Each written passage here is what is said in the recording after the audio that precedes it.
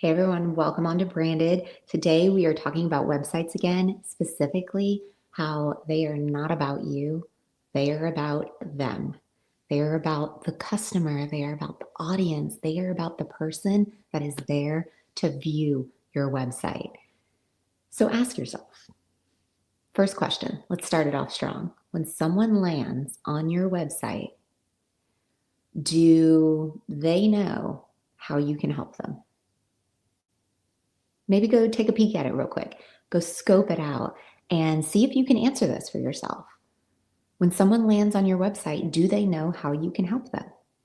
If they don't immediately know what is in it for them when they land on your website, odds are they're not hanging around all that much longer to figure it out because they didn't go there to try to figure it out. They went there to be shown what the next step is in order to potentially work with you or to talk to you a little bit about what it is they have going on, right? Like maybe it's not immediately to buy something, maybe it's to book a call, maybe it's to access some sort of resource that will then unlock some level of understanding that they have about whatever it is they're trying to achieve, right? So when somebody lands on your site, do they know how you help them?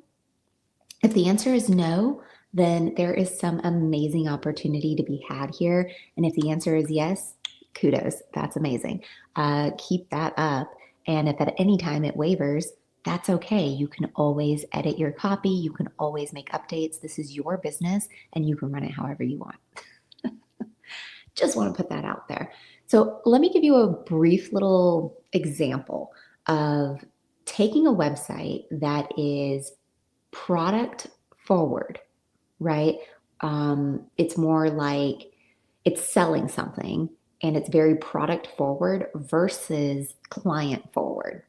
Now, a lot of this has to do with the words you're physically using, the copy that is on the page, how you say something.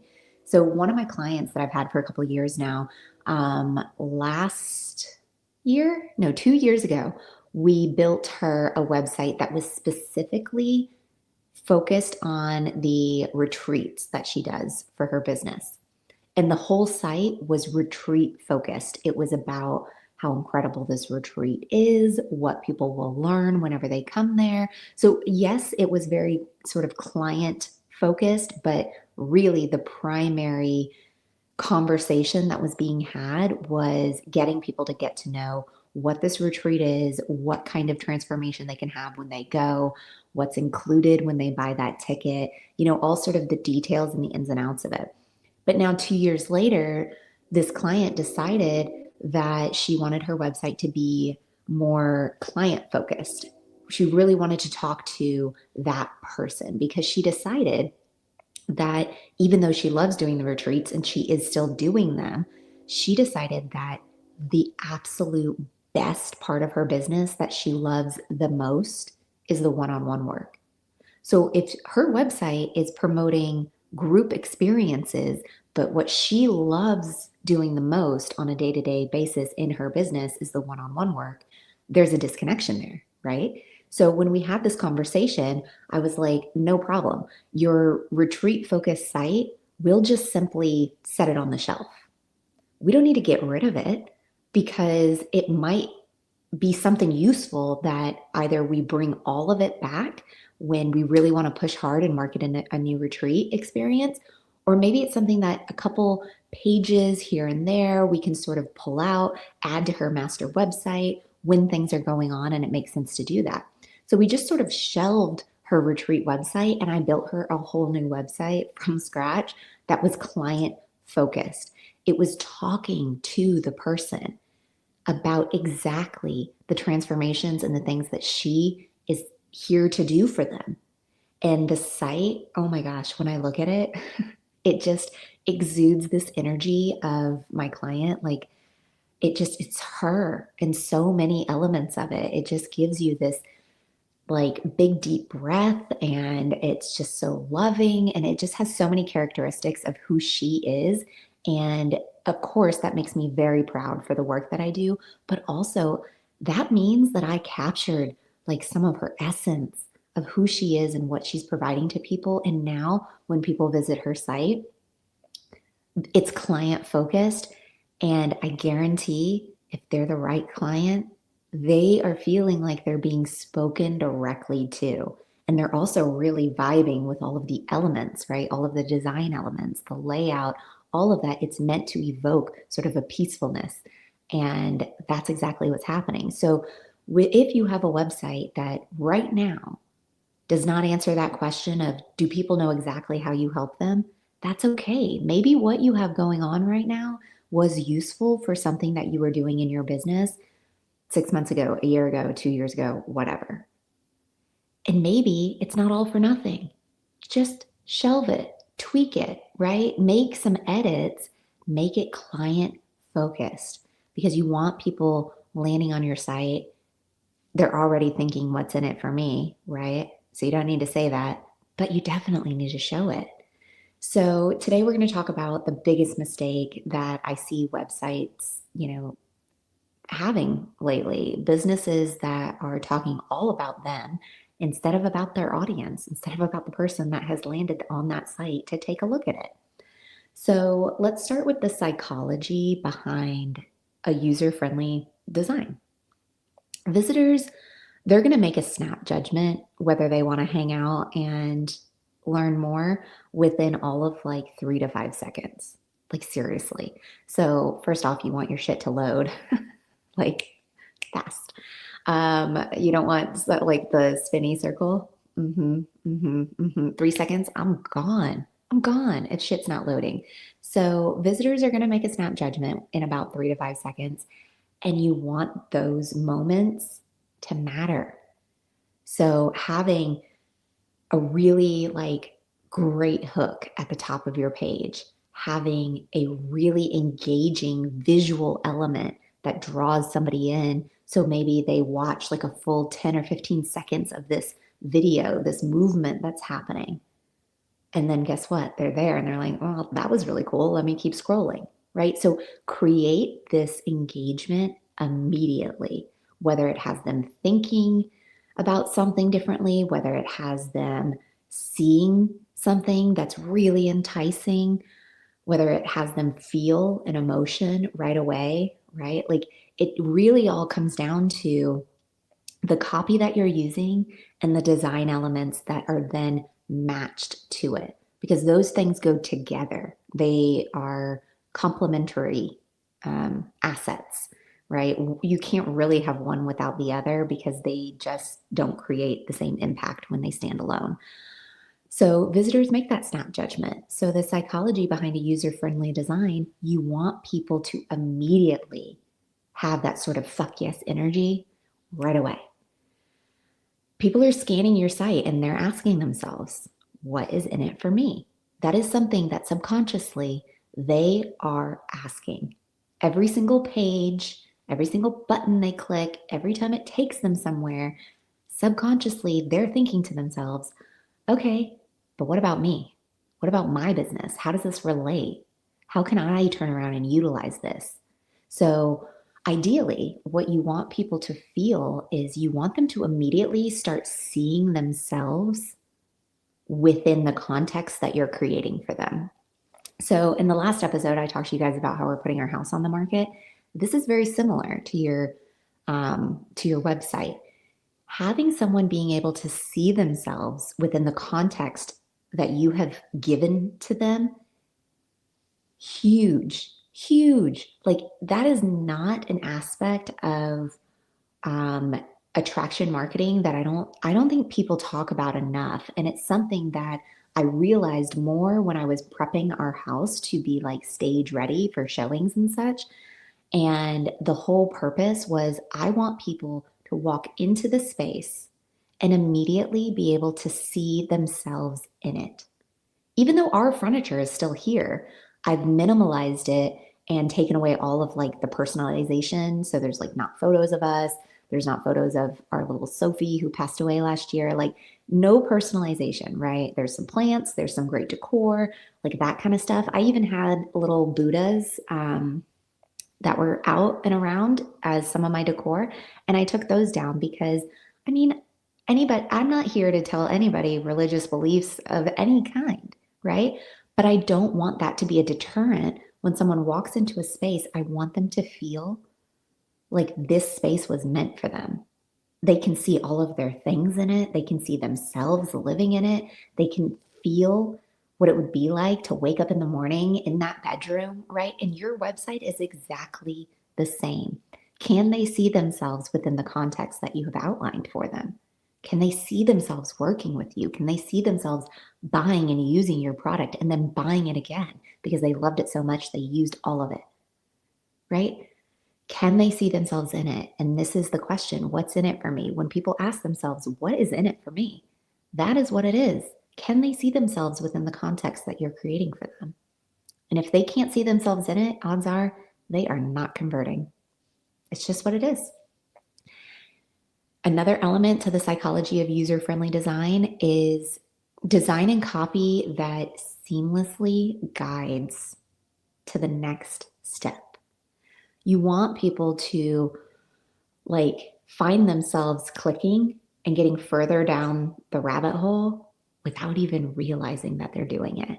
Every now and then I'll find myself down the rabbit hole from something that I saw on Instagram. It's very rare, to be honest. It doesn't happen that frequently because there's a lot of people just putting out not great marketing. They're it's too much AI, if I had to be honest. It's just a little too unpersonalized for a lot of stuff.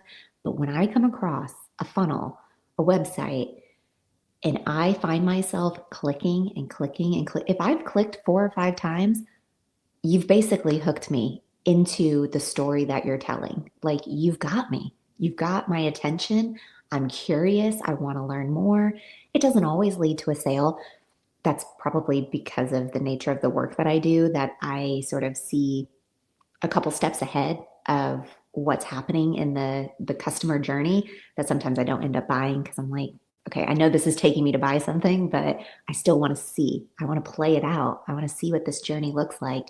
And honestly, sometimes I purchase products specifically because I want to see what that client journey is. Because I'm curious. I'm like, damn, their websites and their funnels were amazing. What happens after I make the purchase? Does their business still stack up? Or is it something that was just super exciting and fluffy in the front and then is awful on the back end and you get no support, you don't get the things that were promised to you, etc. Because that happens. You don't want to be a business that says you're going to do all the things and looks really amazing. And then when someone actually converts, womp womp. No, that you'll never get repeat business if that's the case. So, those sort of back end things and the systems are just as important as the client facing stuff. But that's what we're talking about today, the psychology of the user friendly design and how design and copy can quite honestly guide people to the very next step. It can guide them right to the button that says buy now. And hopefully by the time they get to the buy now button, the download now, the book the call, by the time they get there, the hope is that they have that fuck yes energy. I'm so glad that I found this spot and I cannot wait for the next step in this journey. That's how you want people feeling, right? So, how do you craft messaging that speaks to an audience like this, right? How do you craft your messaging to have that sort of result on the back end, that fuck yes energy? Use the word you more than you use the word I.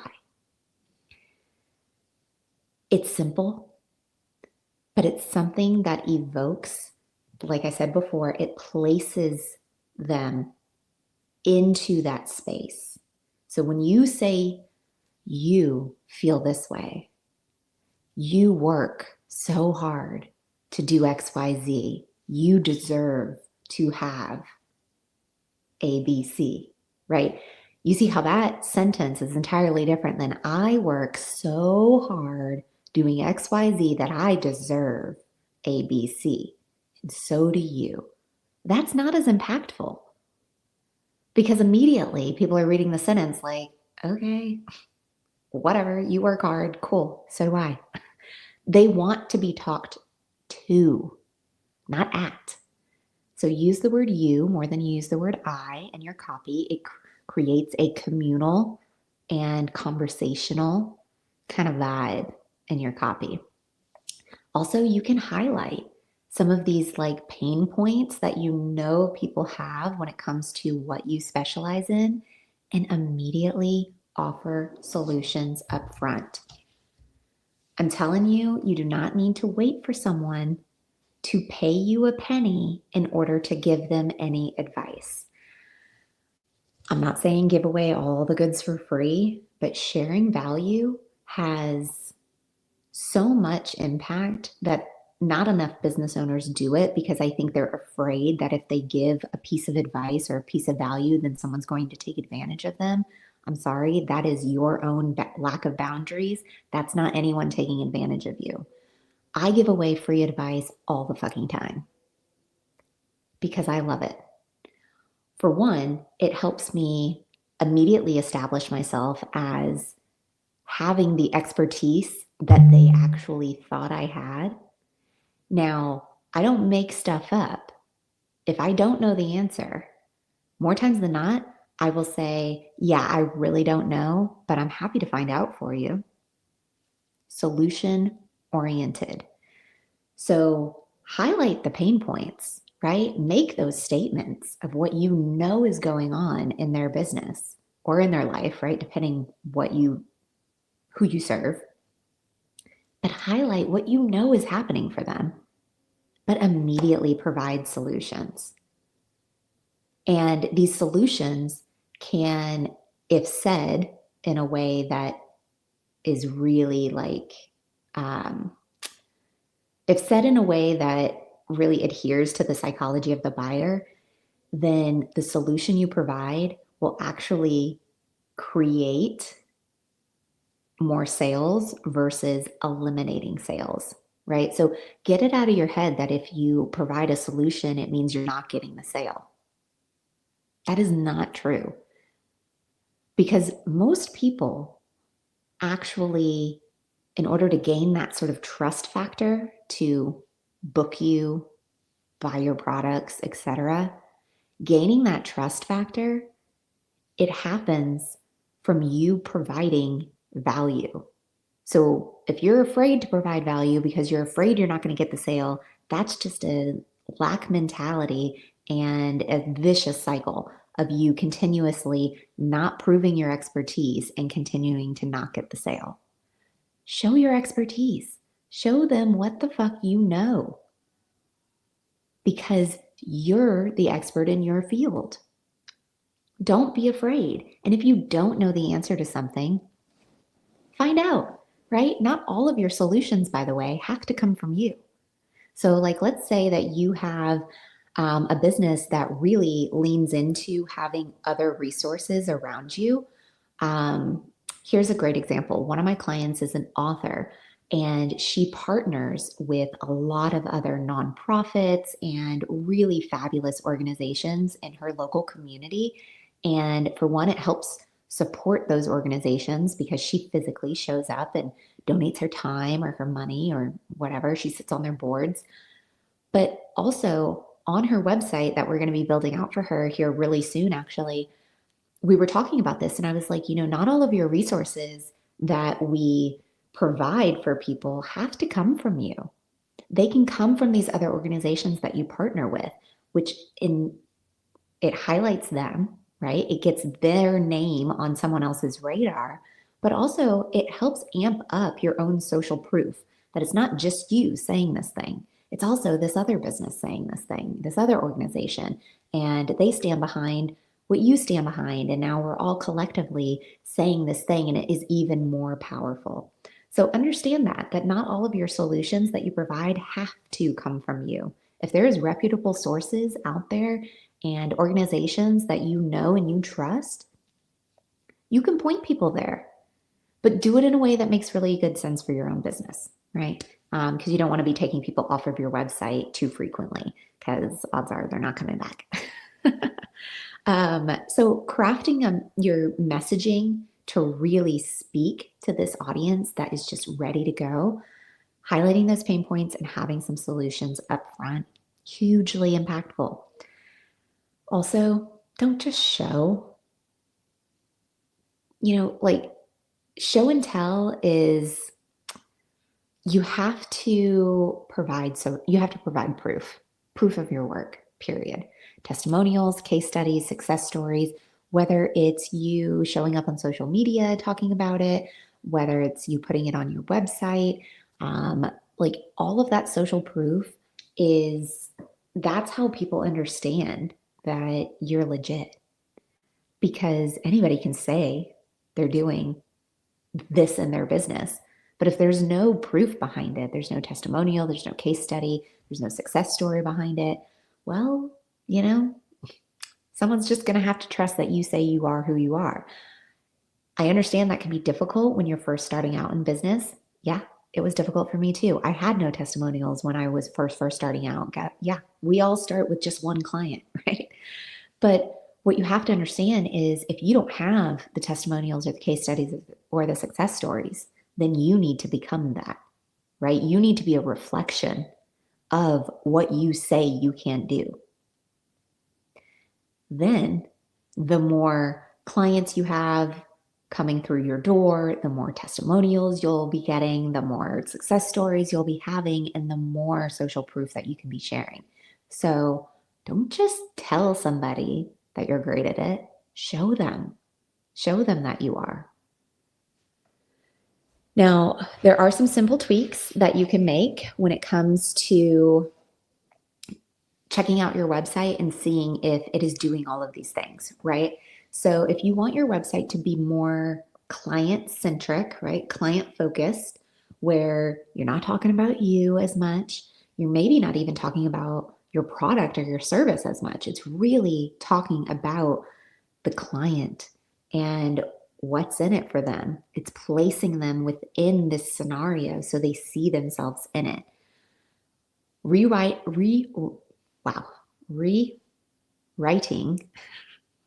such a hard word to say. So some simple tweaks you can make. Rewrite your homepage headline to be more of benefit driven, right? And think not just benefit, but what is the benefit of the benefit? Years ago, I heard this when I was I was learning how to do network marketing. And one of the women that were doing a training for our team talked about the benefit of the benefit. And this has stuck with me ever since because it was such fabulous advice and it literally relates to everything. But she was talking about like some weight loss product or whatever we had. And she was like, stop telling people it helps them lose weight. Like, duh, it helps them lose weight. If they take it correctly and, they eat right and they move around a little bit, yeah, of course they're going to lose weight. But what is the benefit of the obvious benefit of weight loss?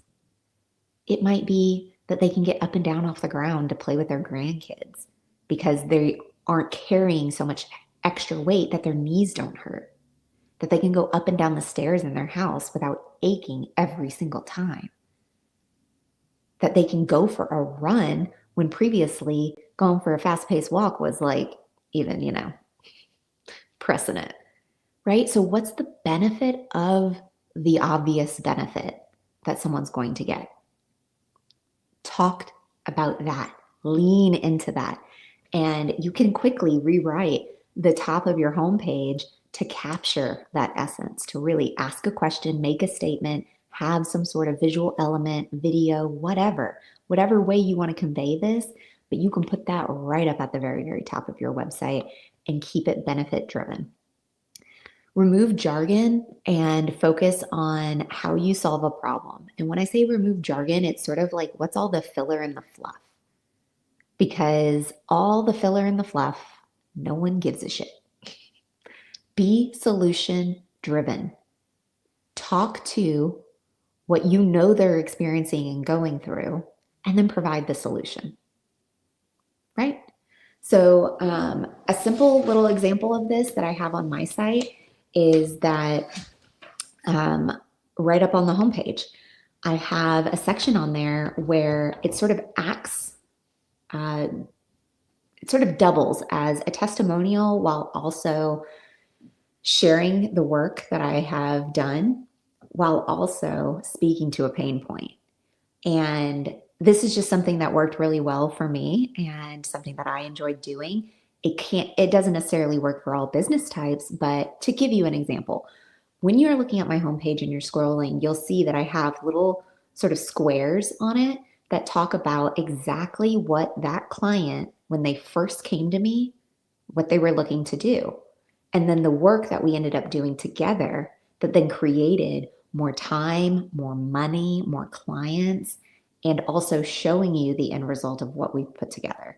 So it's kind of a cool little scenario to look at because it provides the social proof, it provides the design work, and it also sort of highlights a pain point and a solution at the same time.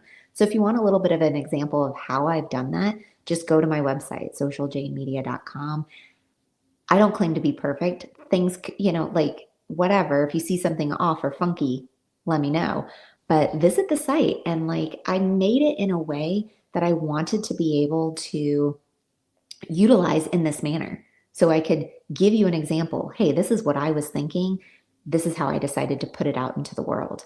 Now it can become inspiration for you to do your own version, right? So having like removing all that extra jargon that I had on my old website that was really just like fluffy filler words and streamlining it and keeping it very solution focused on exactly what I know business owners that I want to work with are struggling with right now.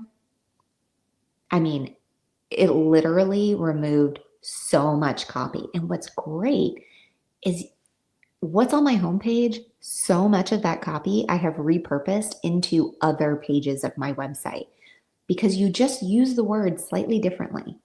You take something that's down here and you put it up here and you sort of flip around the sentence and all of a sudden it has a little bit of a different impact. So understand that you can repurpose your ideas if you have one really fabulous brand story. That is all you need because your entire website can quite literally come from that brand story of who you are, what you do, who you serve, and honestly, the solutions that you provide. Those are the things that you need to be talking about on your site. And then another simple tweak that you can do is add really clear calls to action that speak directly to the person that you want to work with. We talked about this in the last episode, calls to action. Sometimes they can be confusing. They can just be a little too aggressive, right? Whatever it is, sometimes they can be a little too frilly and cute. You want people to have a very clear call to action, and you want that call to action to match the tone of the rest of your site. So here's some little action item you can do today. Take a look at your homepage and ask yourself, does it clearly answer what's in it for me from your audience's perspective? And if it doesn't, make an edit, right? Make an adjustment or book a call with me and let's talk about it, because all the work that you put into it or all the money that you put into it, if you've hired someone to do it for you, you want it working for you. You want it working the way it is supposed to be working. So just remember, when you're checking out your website, ask yourself, it's not about you, it's about them. And do they know exactly how I can help them when they land on this site? I hope today was helpful for you. I'll see you in the next episode. Bye, guys. Thank you so much for listening to Branded, the podcast. Please rate and review. And for more information, visit socialjanemedia.com.